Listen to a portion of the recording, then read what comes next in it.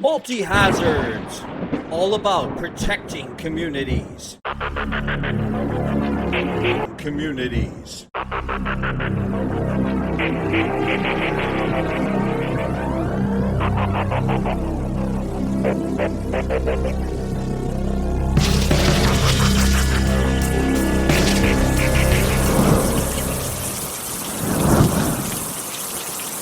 Multi-hazard early warning systems for potential disasters can mean the difference between life and death for local residents.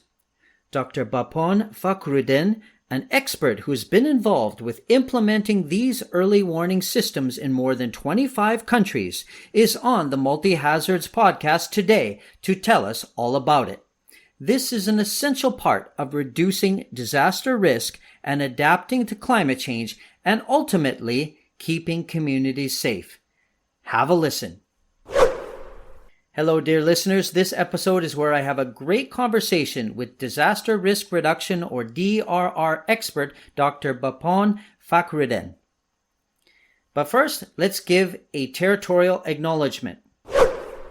Now, I do this every single time, not because I'm boasting that I'm a European and I'm living on stolen land. It's not that.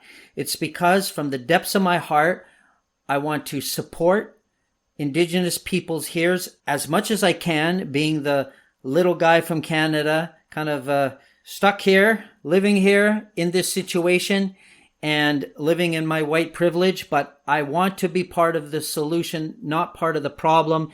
And I believe Indigenous peoples here in Canada, they need the utmost respect, not just in mind or in words, but also in action. So I do this territorial acknowledgement from the bottom of my heart. So here we go.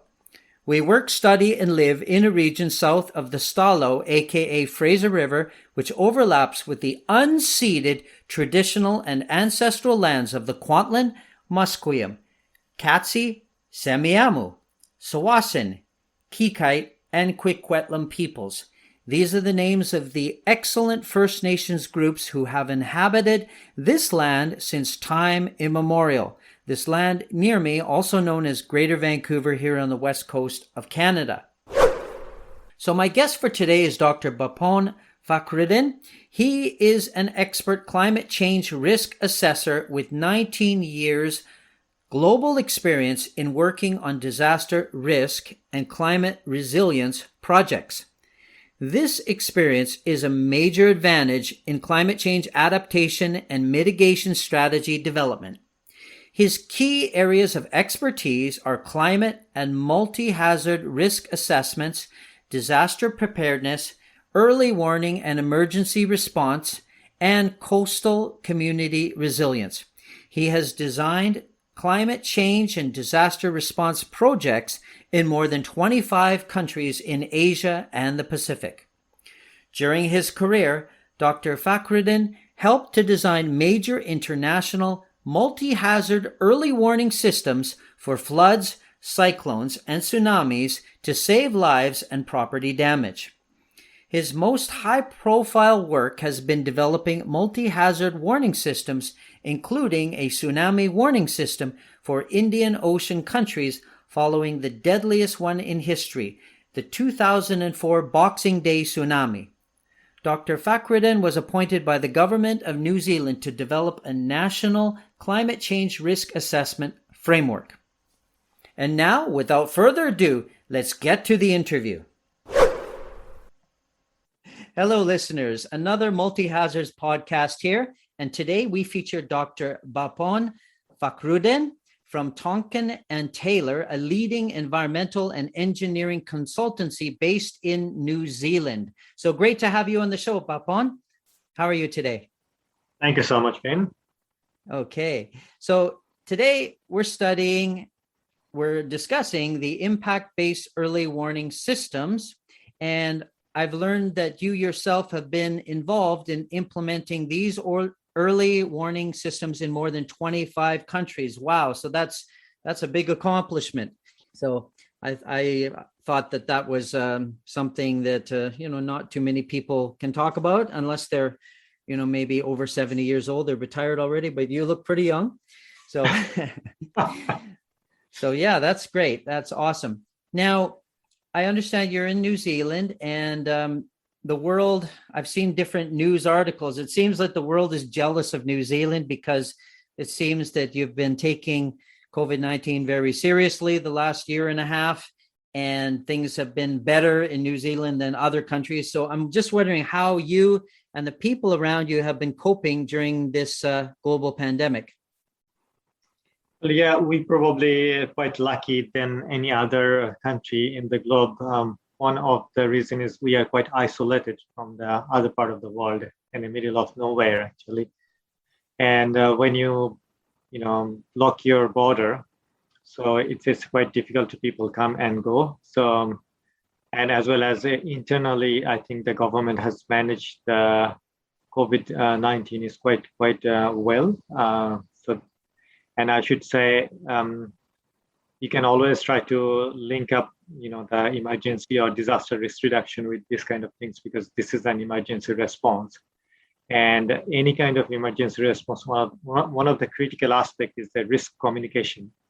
If you don't have a trust with your leaders, if you don't have a belief on who is actually providing your information, and if you don't understand what does it mean, we are a human being often try to skip or don't internalize those information. And once we don't internalize, we actually don't listen. We just hear it, but we don't take any action. And I think in that perspective, the government did a quite good job to providing the information, the risk, what does it mean to us and how it could affect us.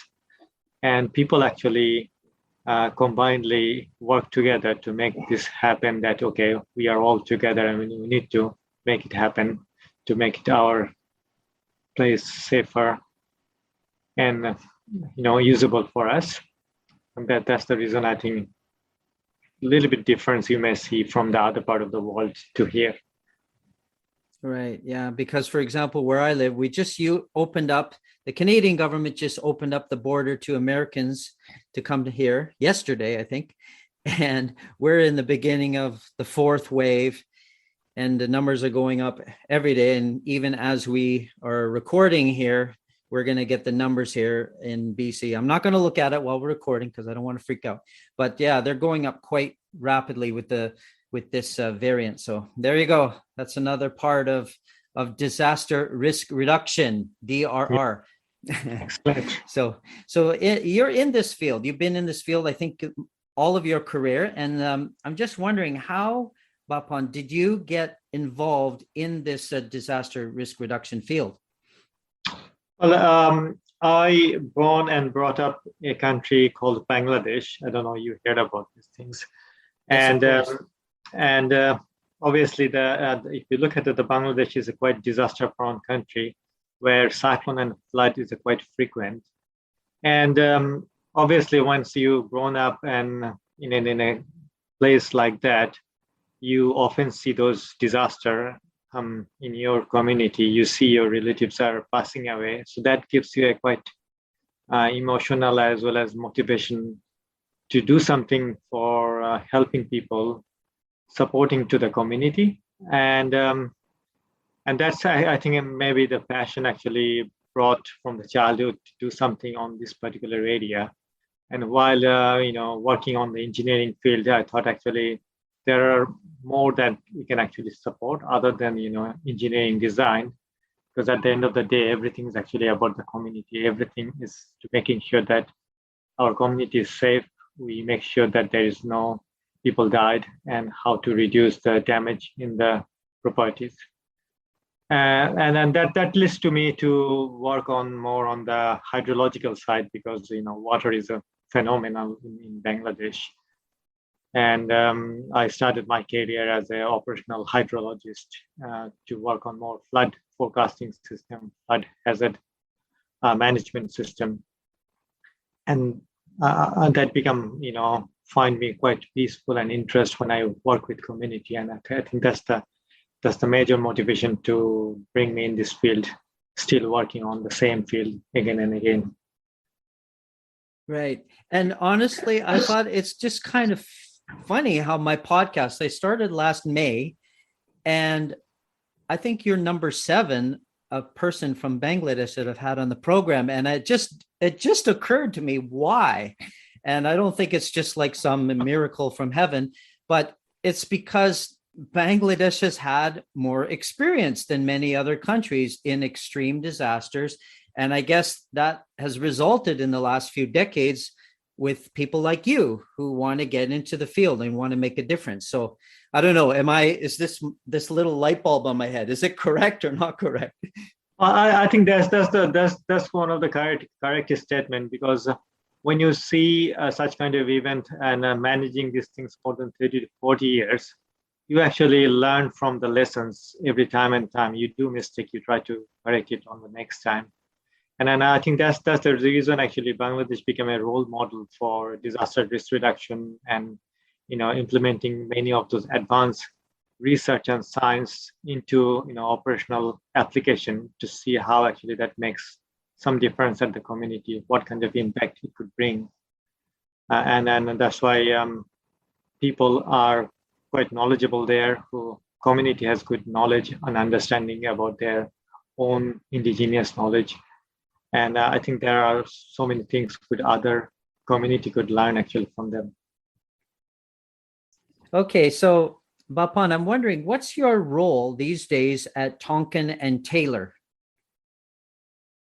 So I'm working in Tonkin and Taylor as a natural hazard and climate risk specialist, working as a technical director position over there. So mostly I do climate risk assessment for infrastructure, as well as I do a lot of support to the countries on disaster risk reduction or disaster risk assessment, early warning system design, or conducting some coherence assessment, like linking to disaster risk to climate change adaptation activities. Okay. And actually, I think that's how I found you, because I haven't seen too many people on the internet who put disaster risk reduction and climate change adaptation, so DRR and CCA, together. And so I think that's how I found you originally, because I'm always trying to combine them and search on Google or whatever just to find it. So that's the story between finding. So, and my dream, I don't know, I'm just one little guy out of Canada, but one of my dreams is to see these two fields working together, because I think in many countries, at least where I live, I think we could do much better in putting disaster risk reduction and climate change adaptation together instead of in silos. Yeah, I mean, if I don't know, you heard about the GRAF, which is like a global risk assessment framework, which is a recent initiatives by the United Nations Disaster Risk Reduction Office. And I'm currently working as a steering group member. So they have some 14 members from all over the world to working on this GRAF framework. And one of the major objectives is to linking or coherence between the climate change and disaster risk reduction. If you look at the post 2015, we are all actually chasing for 4 major milestones by 2030. One is this Paris Agreement, which the countries are commitment to, reducing our emission and 1.5 degree. And then we have this Sendai framework for disaster risk reduction. And then we have this sustainable development goal. And then the urban agenda, or we call it like a Habitat 3. And we all has a milestone to reach some sort of target by 2030. And there are a lot of commonalities, there are a lot of overlapping. So if you don't work in a coherent way, you will not be able to actually reach to the milestone. And working in a silos, it would be costly for many countries who doesn't have enough resources. And it would be quite confusing for many entities. Right. And I can see there's not 100% overlap between climate adaptation and disaster risk reduction, because there are risks. There are disaster risks that are not related to climate change. And also there are adaptations that we do to climate change that are not necessarily disasters. It could be could be something good, right? Not a disaster. So I know that they're not 100% overlapping, right? Yep, absolutely. Yeah, that there are, yeah, so each of those framework may have a 20, 30, 10% overlapping. And then the beauty of working together is that because at the end of the day, you need to have a data to make sure that how much you actually progress. So once you have those commonalities, it's better to actually work together so that you have a common standard metadata and that could help you to properly understand and analyze your risk as well as your adaptation, and then actually where you are at this moment and where you actually need to go. Right. Now, today we're talking about emergency or early warning systems in disaster risk reduction. And I actually took a couple days, these last 2 days, to do a little more research, dig a little deeper. And I found that they are actually pretty complicated, right? There's, for example, you made a video on your YouTube channel, and it at the bottom you had a description, and you said there's like 10 elements of these systems. So I looked at this photograph that was on the internet, and I thought, wow, this is it's not just like, yeah, you get a pole, you put a siren on top of the pole, and then you warn everybody. But it's actually a very intricate system that's integrated into the community. So I'm just wondering, though, just to start off with, that, like, what is a kind of a simple definition of these early warning systems?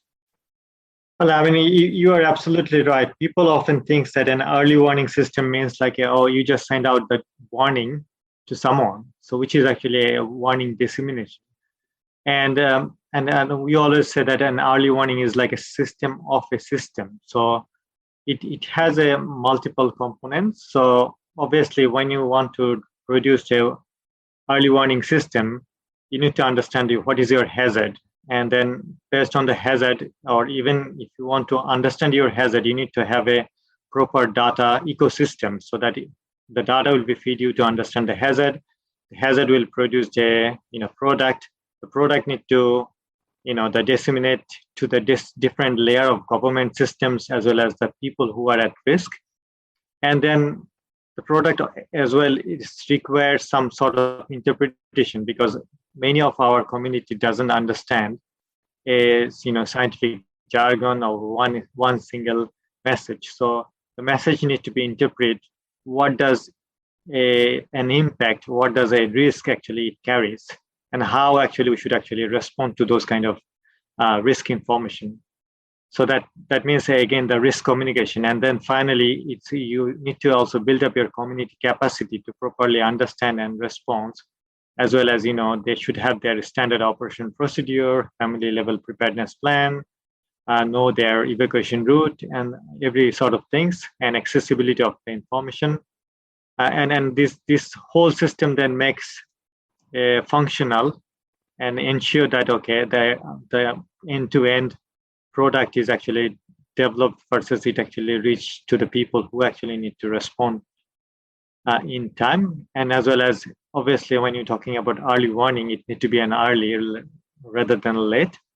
Often you may reach the information quite lately after the event, which doesn't actually make much sense at the community level. So obviously, yes, this is a complex system, but if we are able to understand all the components, or if we are able to ensure that all the single components are actually equally enhanced and functional, it could work.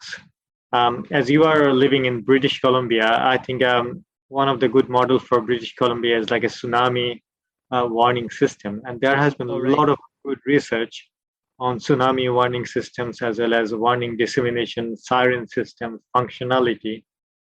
We always actually try to learn from your place. Right. Yeah. It's kind of funny because as I was doing a little research, I told you the last couple of days, I found out there's a place. Actually, I have somebody I know very well lives in this place called Port Alberni on Vancouver Island. And so they put up these sirens there all over the town. And it was a bunch of high school students. They chose the instrument from Australia, and let me see if I can find the name of the instrument. It's called a didgeridoo, or oh, there it is. Didgeridoo, right? It's kind of like this piece of wood, and they blow in it, and it sounds very like spooky. And they use that for their tsunami warning. And there was a sample going on YouTube, and I thought, wow, that's pretty interesting thing to choose. But it would kind of scare people, and they probably would know that's for the tsunami. So go to high ground. Yeah. I mean, yeah, that's if you have a local tsunami, whenever you feel a shake, go to the high ground. Or some of them, they use the near system, like, church bell, using the mosque siren, police siren. So it's just a multiple redundant system they try to apply. Right. So I'm just wondering, what kinds of early warning systems have you been personally involved with, Bapon? So I one of my biggest engagement was setting up a Indian Ocean tsunami warning system back in 2004 tsunami that happened in the Indian Ocean. And then primarily I work on 5 countries, which is Indonesia, Thailand, India, Sri Lanka, and Maldives. And then we actually expanded the work to, starting from Comoros, Seychelles, on the Africa, Tanzania, and then back to Myanmar, as well as Philippines, China, and many other countries. So that was one of the biggest engagement to making sure a Indian Ocean tsunami in place. And after that, I work on the cyclone early warning system for Bangladesh, cyclone early warning system for Fiji here in the Pacific. And then I designed several of multi-hazard early warning system, which is included flooding, cyclone, landslide, and tsunami for Caribbean island. So whatever the hazard has some lead time, I able to actually engage myself to designing on those kind of early warning system. Right. That's awesome. Now, I just had a couple questions. First of all, you said like a few minutes ago, you talked about end to end. So what exactly is end to end? So, so in 10 to 20 years back, if you go to any meteorological office, if you ask them actually, what is your end-to-end system? So they said, actually, I just produced a warning, say severe weather forecast or weather forecast, and I pass it to my door. That's my end-to-end. So that means I finish my job, that's finished. But when you're talking about the end-to-end, which is like a producer, which is like a Met office, and a receiver, which is a community who are actually sitting in the coast or any other most vulnerable communities, and how you make sure that there is a bridging between this, producer, provider versus the user, which is the community at the end. Sometimes you will see many countries say last mile, last kilometer. Those kind of jargon is there in the community. So that's how we try to say end-to-end means actually you start from the observation systems and you end up with community to response. And often actually your last end, which is like a community, need to be fast, because you need to understand what are the need at your community level for warning, and based on your needs you actually design the system so that the design is more robust, design is more need-based, design is actually provide solution what is actually your community or your sector or your stakeholder is actually expecting from you. Okay. And now you also said the word multi-hazards, right? And of course, that's the name of my show. But I'm just wondering, what is your understanding of this term? Well, there are many academic definition. I don't want to go on that definition. But a multi-hazard means like when you, if you look at a hazard, say flooding, cyclone, landslide, earthquake, drought. Some of those are like a slow onset, which is like drought, which is you can feel actually slowly. and it is quite month-wise activities. Some are quite rapid onset, like tsunami, earthquake, or even a flash flooding system. Cyclone, it has a little bit on in between, so you may have a 3 to 4 days a regional kind of understanding. It start from somewhere and it passes and affect in many places while they move on. And when you're talking about all this hazard has the same consequences. Some may be destructive as well as making impact faster. Some may be slower, but at the end of the day, people are actually suffering and people are actually affected. So when talking about multi-hazard, so we're talking about all this hazard together, how we actually make sure that you have a proper multi-hazard response systems, or if you have a multi-hazard warning systems, or you have a multi-hazard, risk assessment systems. Okay. And also my understanding before was that the multi here, it doesn't just mean you're going to list them all, but it also means that they could happen simultaneously, or they could happen, say, one after the other, so consecutively, right? Yep, that's right. Okay. Yeah, because for example, a cyclone comes, it's not just going to be a cyclone, it's going to have everything else coming with it. Could be landslides coming soon. It could be lots of rain at one place. It's like the sea waves coming crashing on the side of the seashore. So it's sort of like a meta hazard bringing a bunch of baby hazards. Can we look at it like that? Even though I don't think a rainstorm is baby. Yeah. Well, I mean, a multi-hazard approach should be include like both an examination of multiple different hazards, but also it recognized the significant interaction between each other. Okay. Yeah, and that gets really complicated, right? Because in some senses, well, you can't say it's unpredictable, but you might have seen it before, but it's almost like you have to have some sort of computer software to imagine what it looks like, or maybe do it in miniature in a lab. It sounds pretty complicated to predict that kind of thing. Yes, you're right. Yeah. So I'm just wondering, you've been hearkening to the Sendai framework, and I read a webpage. It said that they're talking about people-centered multi-hazards early warning systems, right? And I'm just wondering, what is that when they call people-centered systems? So if you look at the little bit on the history of the early warning systems, so if you go back a little bit past, like 1960 or that kind of area, so when actually the Pacific tsunami warning system established, and that period till say 1980s, we are always actually looking at how we can actually save our people. Saving lives was the major the attraction. And then after 1990s, our focus, because your technology advanced, your science is advanced, we try to look at more on the how we can actually saving lives as well as livelihood systems, so reducing the damage in the property. And then in 2000, we thought that because whatever we are actually doing, it's actually for the people. So people actually need to be bring first to understand a need-based kind of solution, and that's the time actually you'll see most of the research actually looking at a people-centered approach, that how we can actually look at a proven technology to make sure that whatever the demand from the community, we're able to provide those kind of support.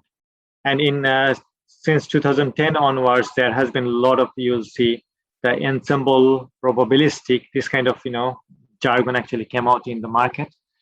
So that means actually our science is more advanced to produce a more probabilistic ensemble forecast, and how we can actually provide multiple information for a forecaster to better understand and increase their confidence level that high, that yes, whatever information it's generating, the model is accurate, and we're able to make it 70% to 80% probabilistic. And that kind of jargon came out in 2010 onward. And I think now we work more on like emerging issues, that how actually more of this advanced science could be applied into the reducing the risk. For an example, how we can actually increase the lead time from 1 day to 10 days, how we can increase the lead time from 1 week to a month or decade. So that kind of emerging research is now evolved, and that's why the people center has been bringing to the first, because as I said, that a system, whatever you do, it need to be need based, it need to be demand based solution. That's not only the disaster management side, it could be anywhere. Even if you do a business need to be demand oriented, right? If you don't understand the market demand, if you start supplying a product, it's not going to success. And same applied for disaster risk reduction. Your end product user is like a people, and if you don't understand people needs, people demand, you'll not. Yeah, and if you don't incorporate those into your product, it's not going to success. It's not going to affect it. It's not going to bring any impact to the society. Right. So isn't it from early history of early warning systems, the demand was actually for the military and for war? And then is it that you kind of like tweak them, change them a little bit to direct these war-based warning systems towards, say, disasters like cyclones and tsunamis? Yeah, I mean, when you hear about a warning, it seems like it's scary. It's actually gives some negative kind of flavor on it, but obviously, I think that came from that kind of environment. But proper reason for coming up this warning is so that people actually take some immediate action. And then I think in that case, the military structure, like command and control structure, quite well function, because they just follow whatever has been instructed. And when you have those kind of command and control, it works quite efficiently. Okay. Yeah, because when I was looking online for some photographs of some warning systems, I noticed that some of them were from World War II, right? They were like, there's planes coming in, or there's a battleship coming in, or whatever, right? So it was like there was that kind of background. But I guess all of disaster risk reduction, you could say that there were a lot of advances done in World War I and World War II and some of the other wars, and so DRR has actually taken some of those things from war, right? Yeah, I mean, you learn from the so war is as well a disaster. So it's a man-made technological, or that there are several sort of disaster definition, and you may also find interesting. Recently, we had a chance to review our hazard definition. And I think there has been 300 something categorized hazard actually came out under the research, that which many of us never actually thought this could be a hazard, but those are actually could be put under the hazard category. So there's a new report published by UNDRR as well as International Science Council on hazard definition that maybe find you interesting, or whoever actually want to read that one, please feel free. Okay. Yeah, that's excellent. Now, you wrote an article, I think it's from last year, Bapon, and it had a quote, I think, from a song from 1991. It was like a punk song from The Clash from the United Kingdom. And it's like, should I stay or should I go? So I'm just wondering, were you purposely trying to copy the name of that song? I mean, think about yourself as well, actually, how many times it happened, or it actually affect in your mind that you have some information and you are actually in a confusion that, okay, should I stay or should I go to a evacuation place? Should I leave my place or should I not do these things? And I think that's always in our mind, actually works like a song that and then the song actually gives us a reflection that, okay, what should I do? And then a confusion in our own mindset. And I think putting that things, I try to put it into the paper, so that when people actually at least see, that gives them a reflection that, oh, this seems like interesting, and this seems like I always had a feeling in my mind that what should I do? Should I take it or should I not take it? Should I, use it or should I not use it? And I think that's always happen on the early warning systems, or when you receive a forecasting from a metro office or any kind of designated provider, that what should I do? Should I leave my house? Is my house at risk? I never face these things. I don't want to go to the evacuation place. So it's a whole bunch of confusion arises in your mindset, and you have to fight and battle with your mind to making a decision yourself. And to be frank, actually, we are human beings. We don't want to, even we listen sometimes, we don't want to react if we don't have actually past history or past experiences. Like I can just say myself, like in 2011 flooding in Thailand, we were living in Thailand, and then our house was completely flooded. And many of my friends makes jokes with me that a flood modeler never lives in a floodplain. And I knew that flood is coming, but I didn't actually took that kind of proper response. I evacuated obviously myself, but I didn't took care of my furniture and others to, belongings to put in a more safer place. I thought it will not impact quite long, but the flood was quite devastating, and it stayed in my house more than a month. And everything was actually melted. All the furniture melted. Oh my goodness. Yeah. Yeah. Sorry, that was 2011 or? 2011, yeah. That was one of the biggest flood in Thailand, and one of the recorded, insured losses. Okay. I was actually in Bangkok. I think it was like 3 or 4 months before that. And I was enjoying myself in a hotel. And then I went to Phuket and Phi Phi Island. And then later on realized, hey, just wait, that's the exact place where I was. That's been flooding later on, a few months later. Yeah, it's quite amazing. So should I stay or should I go? I know it's a big problem. For example, I was in a university near my house, and all of a sudden they had this alarm go off, and it's an alarm I never heard in my life. It was something very unusual. And then all the doors just clink, clink, clink. They all auto locked. And then nothing. There were no instructions, and there's a bunch of other students there, and we were all looking at each other thinking, what should we do?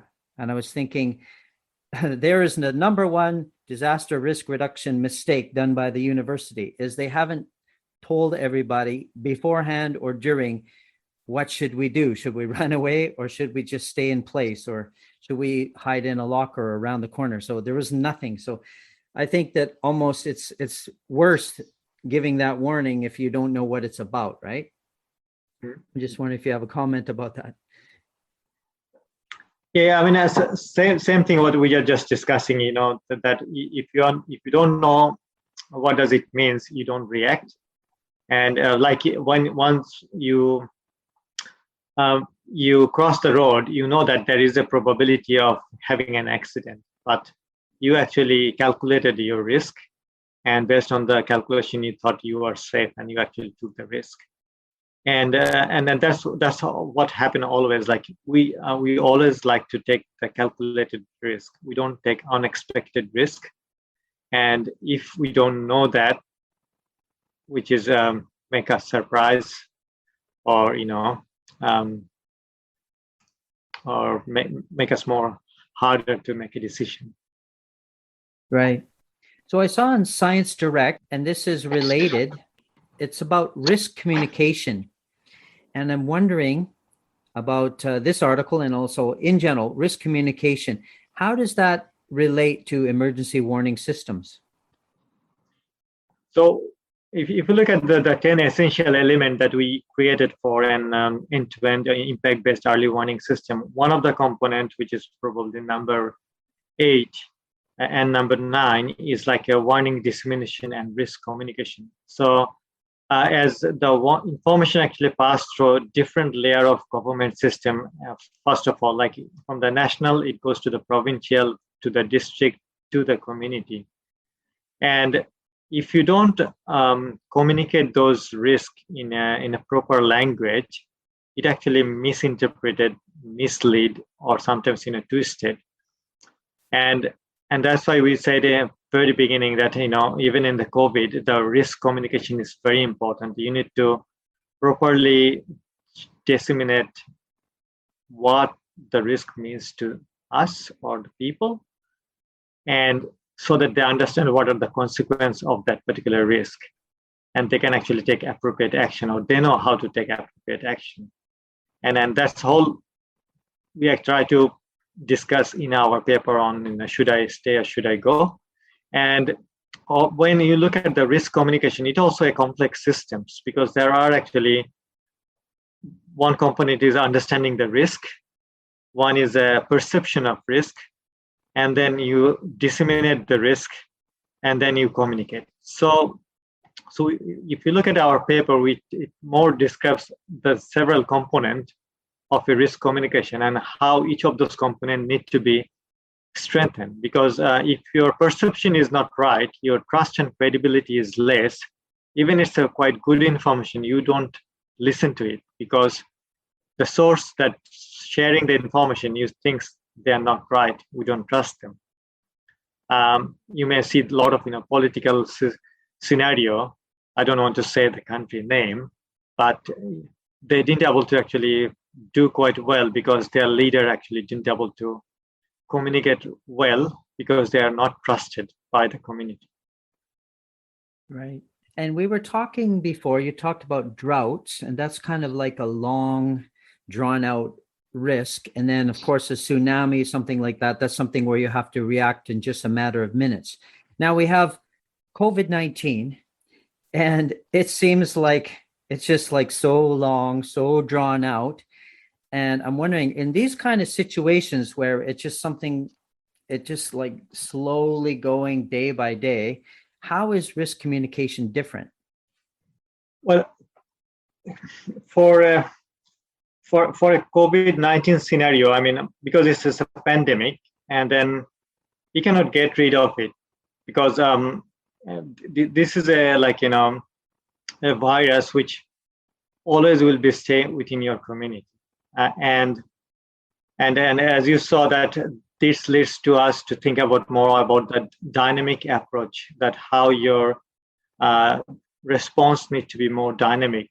In the past, you may have a standard operation procedure or a response plan, which is quite static.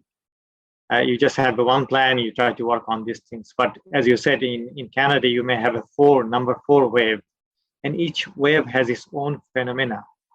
Similarly, in other countries, there may be in the second wave or third wave or maybe first wave. So you have to be adaptive to your response systems, that how the situation evolves and how actually some of those cascading and compounding hazard actually added to it together. Like when you have this pandemic is going on, and it's going on and on. At the same time, you may have an earthquake, you may have a tsunami, you may have a fire, you may have a cyclone or any other natural hazard that are actually hitting in your area. So you're actually just compounding your one risk to another, and then how are you going to manage those kind of compounding or the cascading risk? When you're talking about cascading means like one hazard bringing to other hazard at the same time. So for an example, a good example would be cyclone. A cyclone is actually bringing a hazard like a heavy wind and storm surge that could lead to a flooding, and then the flooding could lead to a landslide or the fire, those kind of activities. But how we actually prepare ourselves to manage those kind of cascading risk to support to our community. Right. For example, where I live in British Columbia, Canada, we've had a heat wave, and then that intense heat has contributed to drying out of the forests, and then we have wildfires.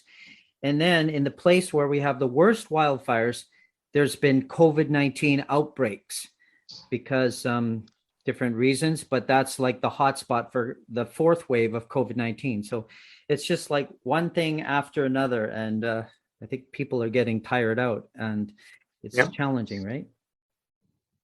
Yeah, and then if you're not well prepared, your community or your people who are actually affecting, because once one disaster hits, it's actually reduced a lot of their capability as well as capacity And then if there is another hazard comes, so that actually impact more because they're already quite highly vulnerable and as well as affected. And then adding one more hazard actually making their, the threshold quite low. And we need, as a government or as a authority, we need to make sure that how our system in place to support them quite well in advance and quite appropriately to making them a little bit more resilience to those kind of hazard event. Right. Now, your Fiji tsunami paper that I saw on Science Direct, I was thinking about that. And for example, the community that I had mentioned before in the podcast is called Port Alberni, British Columbia. They had a tsunami back in 1964, I believe. And so now they have this kind of spooky sounding warning coming up. But is it a challenge to come up with a warning for something that's very infrequent? And it could be deadly. It could harm a lot of people and their property, their housing, their animals, etc. But it's sudden, but it is infrequent. So it's hard to get people motivated for these things that are infrequent. Yeah, I mean, obviously tsunami is quite tricky because it doesn't happen every day or every year, and then normally a life cycle we say is 50 to 100 years. So last tsunami that happened in this Fiji was 1953, if I'm not wrong, and then so which is actually many people actually doesn't even remember those events because that generation already gone. And with the new generation and as well as a tsunami, as it is quite rapid onset, hazard, the warning system is quite expensive because you need to make sure that the warning need to be reached to the community less than 5 minutes, less than 6 minutes, because Fiji, the way it's located with the earthquake or seismic belt, if there is a local tsunami, they may have a maximum 9 minutes. And in a distance tsunami, they could have like a 1 hour to 1.5 hours. So setting up a warning system in a 9 minute is a quite impossible task actually, because for earthquake detecting, it takes almost 5 minutes. And then from there on, a tsunami warning generation, it takes around another 6 to 7 minute time frame. Some country they're able to come up with a 6 to 7 minute the time to issue a warning. So that means you have only 2 to 3 minutes. So obviously for a local tsunami, there is no warning would be issued because you just need to be prepared that when you feel a shake, you just run to the high hill. But for a distant tsunami, obviously there need to have some system in place. And as I said, that a tsunami system for some of this developing world is quite expensive because many times your only the mobile system doesn't function. So you have to have those siren system, and maintaining a siren system is very expensive. It's not cheap.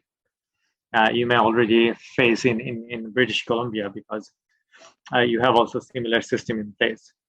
So when you have a 50 years return period of a hazard event, after 10 years, government actually also faded their funding mechanism that they don't want to fund anymore on those maintaining such kind of expensive system.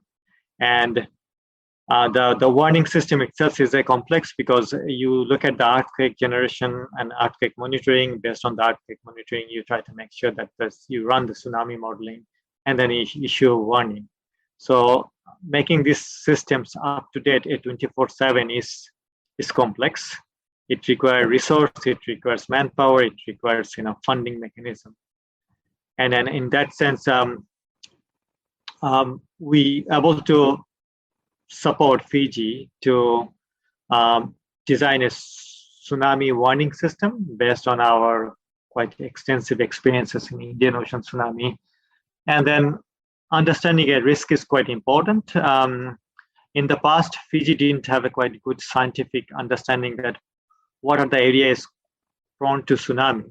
So that means if you don't have a good proper understanding about the risk, you actually looking at the whole island is a risk, and setting up the system for whole island would be quite massive, mega expensive, because you cannot put siren in the whole island with 1,000 or 2,000 siren system.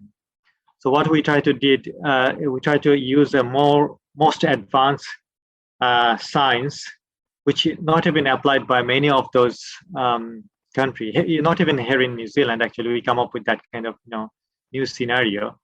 So we applied those for Fiji and come up with a more robust scientific risk assessment for tsunami, and try to understand what are the major hotspots that they need to look after, that if there is a tsunami happen, who are the most vulnerable within the island. And then why not we invest first? If we have a 5 siren, what would be your priority to putting those 5 siren? Is it you choose by political decision? Is it you choose by the demography? So we try to come up with this hazard assessment so that it gives the government the proper understanding that this is the most hotspot for tsunami and most vulnerable community, and we should actually support them first, and then gradually we can actually help to the rest of the island. And that led us to work on this particular study, which was funded by the New Zealand government to the Pacific. And I know we are quite glad that this is the first assessment in the Pacific we are able to contribute. Right. So could you say, as a general rule, if you were by the ocean and you're in an earthquake, mentally you could give yourself 9 minutes to get to, say, whatever, the 3rd, 4th story of a building or something like that, because the earthquake is actually your warning system. Yep. So for tsunami, when you feel shake, which is like an earthquake shake, you start running to the high hill. Okay. So, but if it's far away in the ocean, then you're relying on another system, obviously. Yeah, that's right. Okay. I mean, if you're not within the coastal areas or near the shoreline, if you're already in a highland, so you don't need to be worried about tsunami. And right. you should. And I always wonder, how do the animals know this, right? I guess if there's an earthquake, the animals are smart. They're like, yeah, let's get to high ground. But it seems the animals are smarter than humans about that. Maybe their ears are better. Well, I think there are quite some of the good research paper actually came out from Thailand as well as Sri Lanka after 2004 tsunami, that how the elephant behave and some of the animal actually behave for the tsunami. They actually put themselves in a high hill area to making them safer. And obviously there is always we often actually maybe try to neglect the indigenous knowledge, but the indigenous knowledge has a quite good correlationship with scientific knowledge, because 5,000 years or 500 years back, maybe people are still able to survive. You go to some of those very remote community in the Pacific island, you'll see they lived in a valley, which is like actually fully open, and they put quite high land. So obviously there is some reason, because they may have those kind of scientific information, but based on their experiences, they knew that okay, that area could be flooded, the high tide could affect, and then if there is a tsunami, if those are open, actually it could the structure could stay same.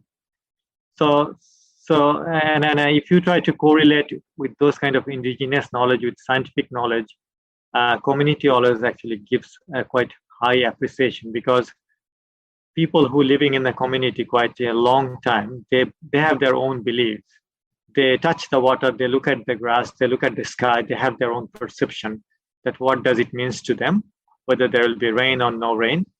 But if you're focused able to give them a confidence that yes, what is their perception, it correlate with the science, their beliefs goes quite high confidence level and they start responding to it. If there is no relationship or there's a completely bias, they feel confused. So they either go with their own traditional knowledge or they actually believe on science. And then looking at those two, whatever actually accurate, they start then believe on that on the next level. So that's how it evolves. And in that sense, actually, the setting up a proper forecasting an early warning system is complex. It takes time. In many countries, I spend more than 10 to 12 years is actually working with the community to making sure that the system is actually trusted, believed, working, and then it works. So it's an evolving process. Okay, wow, that's a lot of work to put into a community, and it's great. Now, you were talking about indigenous peoples, and I think you have a soft spot for them because I remember in our emails you were saying Kia ora Vin, which is like a New Zealand, I believe it's indigenous Maori language. It's like a greeting, and it seems like you kind of, I won't say a bias, I think it's a great thing. It's like you have this knowledge and this awareness of indigenous cultures. I can see it there. So am I reading you correctly? Yeah, I mean, as a New Zealand, we have this quite unique, the culture and context on the Maori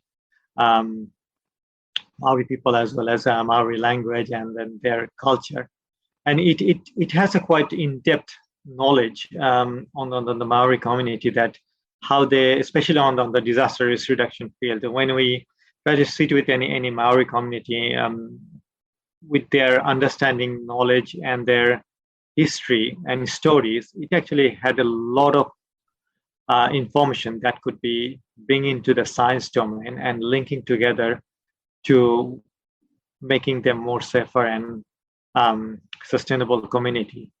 And that's why it always inspired me to, going back to the community, talking to them, understanding their history, understanding their context, understanding their belief, faith. It's not only the Maori community here. When I go to the Pacific Islands, I try to do the same with the indigenous and the community people.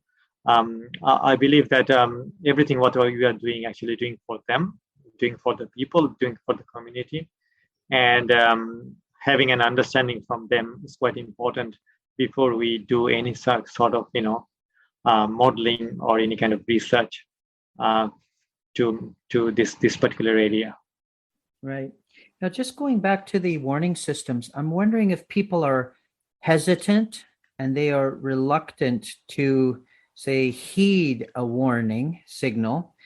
Is there something that you can do over time to change that, so that, say, the next year, people's rate of listening to these warning signals will be greater than the year before? Yep. Well, I mean, you may find a quite interesting article recently published by Michael Glantz. He was one of my mentor. It's like a forecast hesitancy. You may see a lot of about the word this hesitancy at this moment because of the vaccine hesitancy. Some people are quite hesitant to take the vaccine, whether that's good for them or bad for them. They don't know what to do. And it could be correlated with, again, the early warning system, because people are confused at what they should actually do when there is a warning they received, if they don't have a proper knowledge, if they don't have a proper risk knowledge. And I think that there is a strong correlationship. You can find this kind of attitude, the behavioral attitude, that why we are actually hesitant to vaccination, and then why we actually always get hesitance to response to a warning system when it is issued by the authority. Right. And it could be just connected to your trust in the authorities, right? Because if you think they're lying to you every time, or it could be different, right? For example, in the United States now, they might, I heard that a family got COVID and then they were saying, well, it's because our man didn't win the White House. So I don't believe these new people who came in, right? Or it could be people of color, say in Canada, the United States, or indigenous people. And for example, they have been mistreated by governments and by the police and by the Ministry of Child Services, etc. So they have another kind of distrust of government. So that affects, like, when we're warning people of different kind of things, right? Yep, absolutely. I mean, the trust and credibility is quite essential. And then if you are not have a proper trust on your authority, it's not gonna work quite well. Right, exactly. So we're nearing the end here, Bapon, and I'm wondering, you've done a lot in your life. You've done so many things, you were saying, around the Pacific and many different countries, and you've really invested yourself in disaster risk reduction. But I'm wondering now, what about the future? So what are your dreams? Well, I always dream to work to support to the community, and that's always my dream, to helping people, connecting people, and doing something which is make some big impact to the society.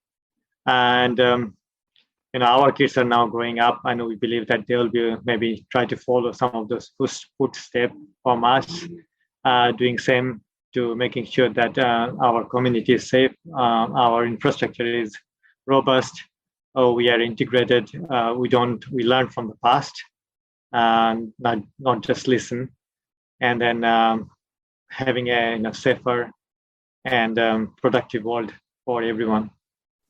Right, that is excellent. Now I'm wondering, what's your final message for the audience, Bapon? So, I spent my 20 years career to working on disaster risk reduction field, as well as early warning system. And one thing I always see, that actually we had a lot of lessons from the past. We actually often doesn't learn from it. We just always identify all our lessons, and that's why you'll see in every single disaster that happened, we try to say, this is a surprise for us. We actually, and then they said, we start learning from this from now. But we already faced those events 50 years, 100 years back, again and again and again.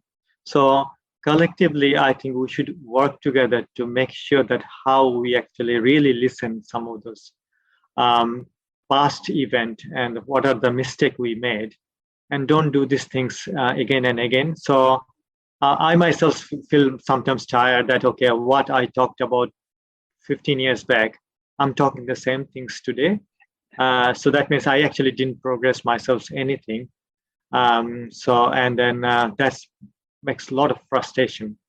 And I think I would say to our generation, as well as our younger generation, let's work together to make sure that what we don't say it's a surprise for us. We are actually prepared for any kind of extreme, any kind of evolving situation, and make ourselves more smarter and prepared, because we are more smarter than 100 years back people, with technology, with data, with a lot of information.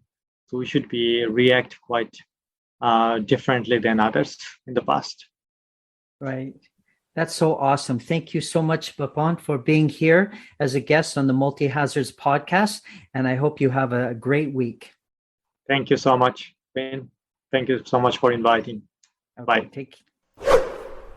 And that's it. Wow. A big shout out to my awesome guest, Dr. Bapon Fakhruddin, for joining me here today at the Multi Hazards podcast.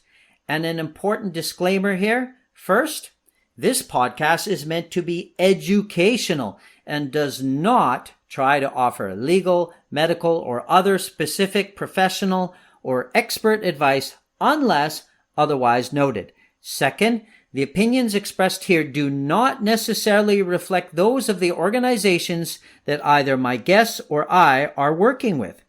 So, here as I conclude this episode, thanks to you once again, precious listeners, for joining us here today. Stay safe out there and stay tuned for more episodes. This is Vin Nelson wishing you the best on your journey of surviving and thriving with all that life throws at you. Cheers to you all. Peace out.